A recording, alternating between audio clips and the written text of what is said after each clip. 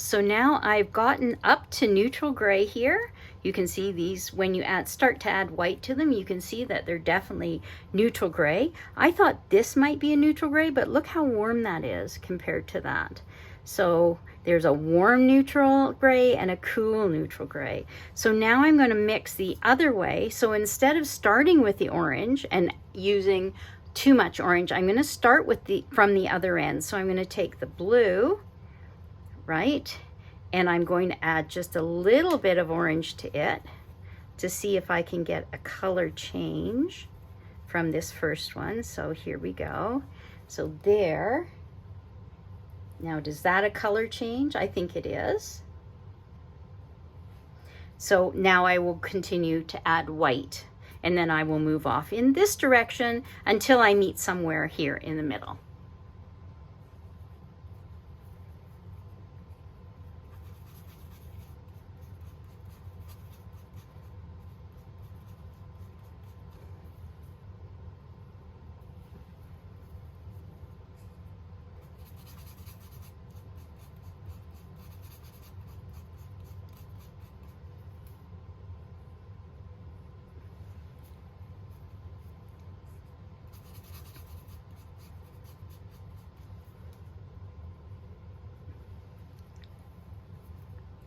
You will notice in here that the colors are darker. They do dry darker when they dry because the medium that is used to make the paint, the acrylic medium, it is quite a white medium. So when it dries, the white goes away, it dries clear, and that leaves you with a darker color than you thought you had. Okay, let's get to the very end of here. Okay, so I finished mixing the runs, and I realized I don't have room to have any more runs between here because this is going to go to there right away. I just didn't know how much room to leave, so that's fine. That's absolutely fine. But now what I want to do is I want to go down and add black to all of these. Okay, so I'm just going to do a couple of these because you don't need to watch me do this because you watch me do everything else.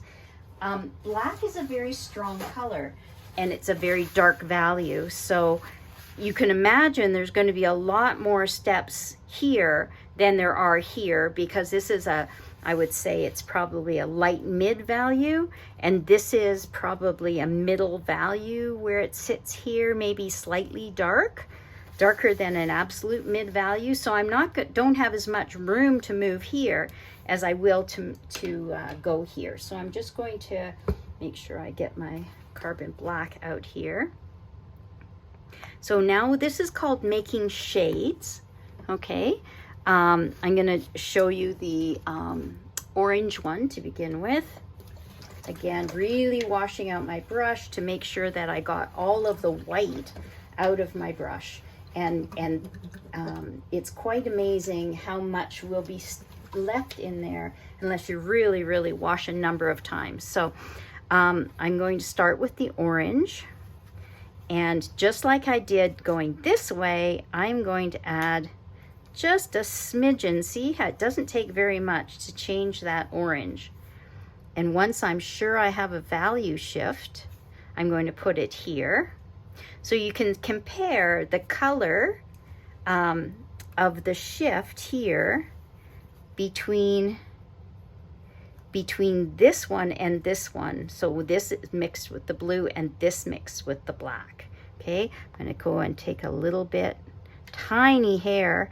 You can put it off here and then just put it in, and then if you need more you can come back and grab a little bit more because it's really easy to go too far with that. Now I'm wondering if that is enough different. Probably not, so I'm going to take another little hair and see if that's a better difference. And another little bit, put it over here and gradually mixing it to see if I can get a color that's slightly darker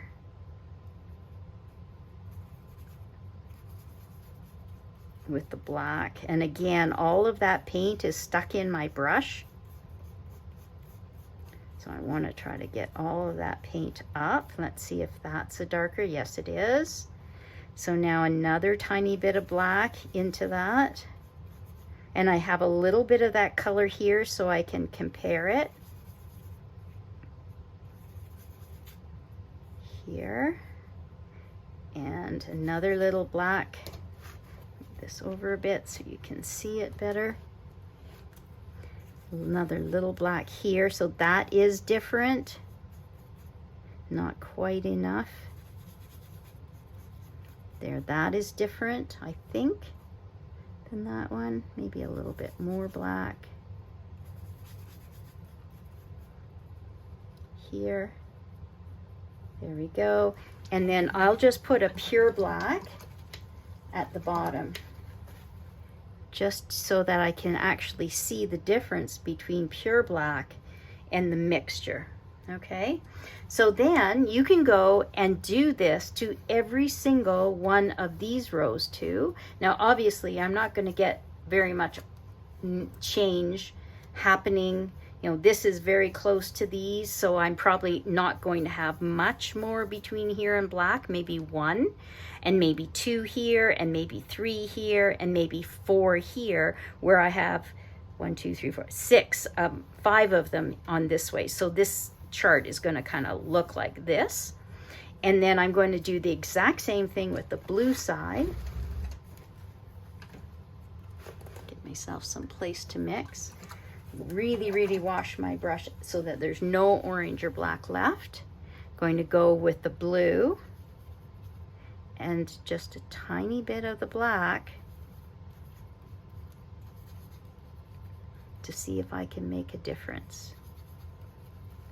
Have too much water on my brush here. Get some more paint. It's a little bit of black. There we go. Now I told you that this is not going to be a very short, very long run, right? So now with a little bit more black and a little more black to that, and all the color that's in my brush there, and a little more black again. Looks very black on my palette paper, but when I put it up here, you'll see it's very dark. But if I put pure black there, get all the blue out of my brush, and I put some pure black at the bottom, you'll be able to see that that is not black. That is black.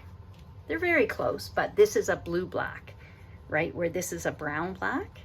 So again, you could take every one of these strings and run them down with black, just like I have with white. And then you'll have a complete palette.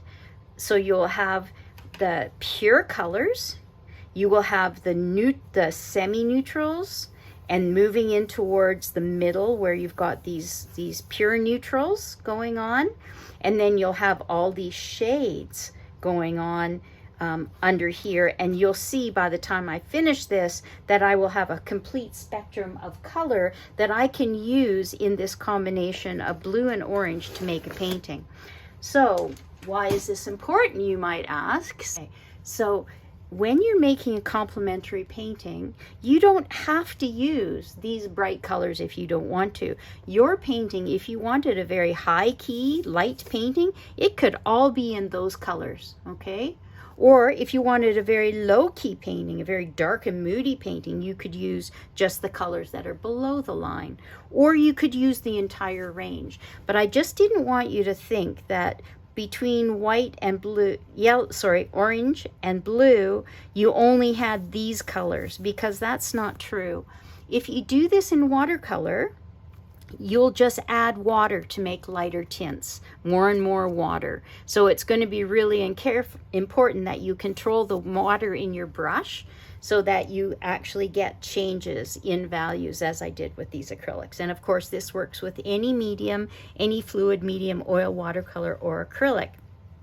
So I hope you enjoyed that, and you will make a few of these charts when you are going to go ahead and use these colors for a color mixing exercise so that you can really see the full range of colors that you can get. So you might, you know, have a passage that's up here and then you just sneak it, you know, into these little bit warmer colors, or vice versa.